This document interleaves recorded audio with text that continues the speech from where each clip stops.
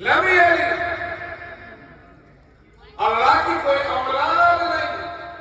ولم یولد، اور اللہ کسی کی اولاد نہیں ہے۔ اس کے اندر ساری کائنات میں اللہ کے وجود کا وعدے کر دیا گیا۔ اسی لیے قل هو اللہ احد عقیدہ توحید کے اوپر مشتمل ہونے کی وجہ سے، چونکہ عقیدے بڑے بڑے تین ہیں، ایک ہے توحید، ایک ہے رسالت، اور ایک ہے قیامت کے آنے کے بعد سب کا زندہ ہونا، آخرت جس کو کہتے ہیں اور قیامت جس کو کہتے ہیں۔ بڑے عقیدے یہ تین ہیں، ہمیں ان تینوں عقیدوں پر مکمل عمل کرنا اور اعتقاد کرنا ہے۔ ایک مسلمان کے لیے ان تینوں عقیدوں کو اپنے اندر مضبوطی سے جمانا یہ فرض عین ہے۔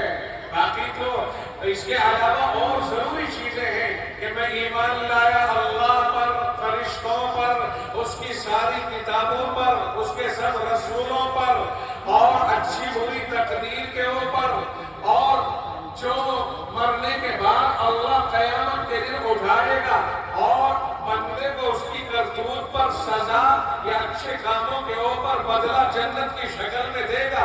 ان سب کے اوپر میں ایمان لاتا ہوں۔ یہ ہمارا عقیدہ ہے۔ اگر ایک عقیدہ بھی ہمارے ہاتھ سے چلا گیا تو سمجھ لو جہنم کا ایندھن بن جائے گی۔ دور حاضر میں ہمارے عقائد کا مضبوط ہونا بے حد ضروری ہے۔ دنیا کتنی ہی ڈرائے، دھمکائے یا کتنا ہی لالچ دے، آپ کے اوپر واجب اور ضروری ہے کہ کسی کی دھمکیوں سے اور کسی کے لالچ سے متاثر ہو کر ہم اپنے رب پر عقیدہ، اپنے رسول پر عقیدہ، قرآن پر عقیدہ، آخرت پر عقیدہ، فرشتوں پر عقیدہ نہیں چھوڑ سکتے ہیں۔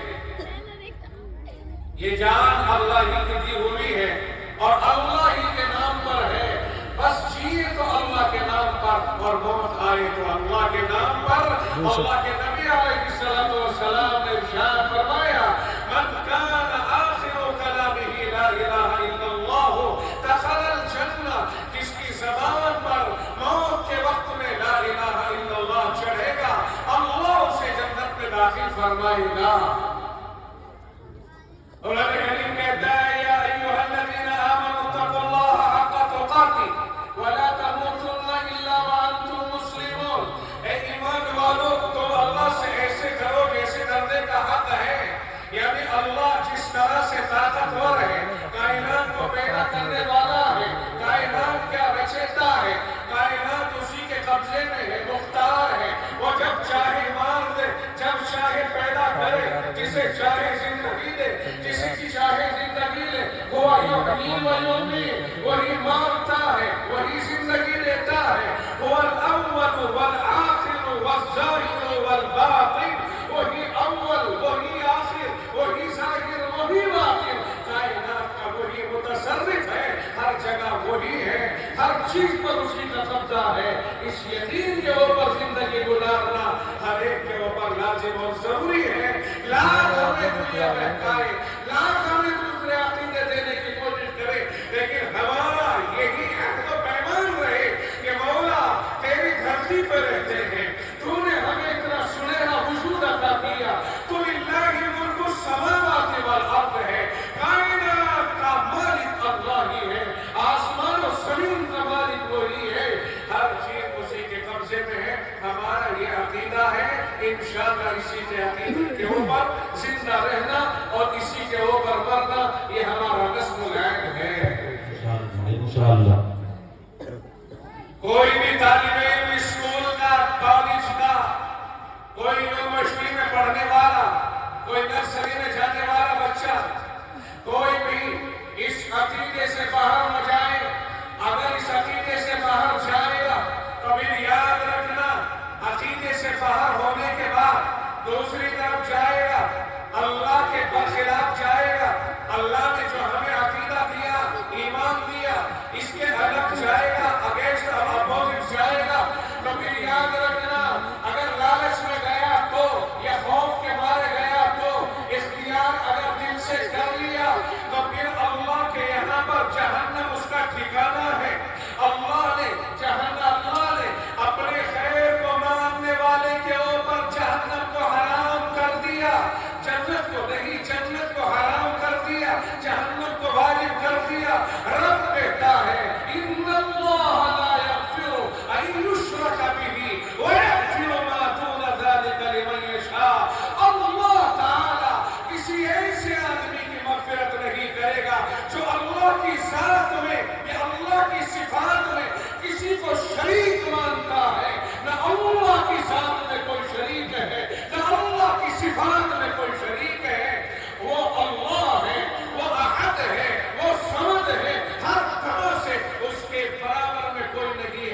اگر کوئی کسی کو اس کے برابر مانتا ہے اللہ نے فرمایا میں اسے تو بخشوں گا نہیں، باقی اس کے علاوہ کوئی گناہ کرے گا عقیدہ درست رہے گا مگر گناہ ہو گیا اس سے چاہے جانے میں یا انجانے میں، اللہ کہتا ہے اس کے علاوہ میری مرضی، میں جسے چاہوں مغفرت کروں، میں جسے چاہوں جنت دوں، جس کی چاہوں بخشش کروں، لیکن جو میری ذات کے ساتھ کسی کو شریک کرے گا یہ طے ہے کہ میں اس نالائق کو ہرگز نہیں بخشوں گا،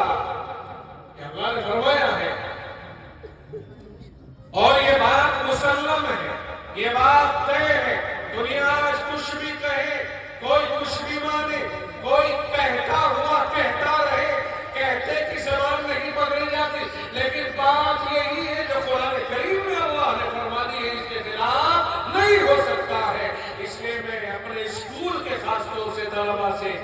اور بالعموم میں نوجوانوں سے کہوں گا، لڑکوں سے بھی اور لڑکیوں سے بھی کہوں گا کہ آپ اپنے عقیدے کو مضبوط رکھیں اور محض پیار و محبت کے جھانسے میں آ کر کوئی کسی کے ساتھ ہاتھ نہ ملائے، یہ ویسے بھی بے حیائی ہے اور ویسے بھی یہ غلط ہے، لیکن اگر کوئی ایمان کا سودا کر کے ہاتھ ملائے گا تو یہ اتنے گھاٹے کا سودا ہے کہ سمجھنے کی کوشش کریں۔ اگر کوئی اسے لالچ دے گا میں آپ کے نام کوئی مکان کر دوں، میں آپ کو کوئی نوکری دلوا دوں، میں آپ کو 50 لاکھ روپے دلوا دوں اور آپ اس طرف آ جائیے تو خام خوب یاد رکھیے گا کہ جناب محمد رسول اللہ صلی اللہ علیہ وسلم نے ارشاد فرمایا ہے لو كانت الدنيا تعدل عند الله جناح بعوضة ما سقى كافر منها شربة ماء۔ توجہ ہے آپ کی، میں انتہائی